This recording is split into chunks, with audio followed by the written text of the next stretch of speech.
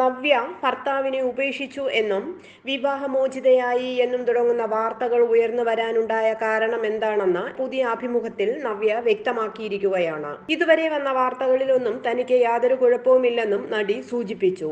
Social മീഡിയകളുടെ നിലനിൽപ്പിന്റെ ഭാഗമായിട്ടാണ് വിവാഹമോചന വാർത്തകൾ പുറത്തുവരുന്നത്. അത്തരം വാർത്തകൾക്ക് വാല്യൂവും ആവശ്യക്കാരും ഉണ്ടെന്ന് കാണുമ്പോൾ അവരത് ചെയ്യുകയും ചെയ്യും. കൗതുകമുള്ള വാർത്തയായതുകൊണ്ട് മറ്റുള്ളവർ കയറി കാണുകയും ചെയ്യും. മകന്റെ പിറന്നാളിനും വണ്ടി വാങ്ങിയപ്പോഴും എൻ്റെ പിറന്നാളിനും ഭർത്താവ് ഉണ്ടായിരുന്നില്ല. ഈ 3 കാര്യങ്ങളും ചേർത്ത് വെച്ചിട്ടാണ് വിവാഹമോചിതയായി എന്ന തരത്തിൽ പ്രചരണങ്ങൾ ഉണ്ടായത്. അത് കഴിഞ്ഞ് ചേട്ടന്റെ വീട്ടിലെ കാവടി വന്നപ്പോൾ ചേട്ടനും അമ്മയും മോനും കാവടി എടുത്തിരുന്നു. നമ്മൾ എല്ലാവരും അവിടെ പോയി ആഘോഷവും നടത്തി.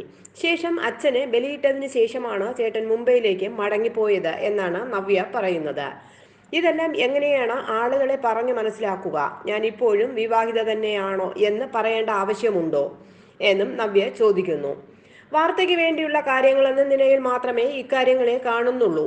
ആരും എന്നെ മോശക്കാരിയാക്കാൻ വേണ്ടി കരുതുകൂട്ടി വാർത്തകൾ ഇടുന്നതാണെന്ന് കരുതുന്നില്ല.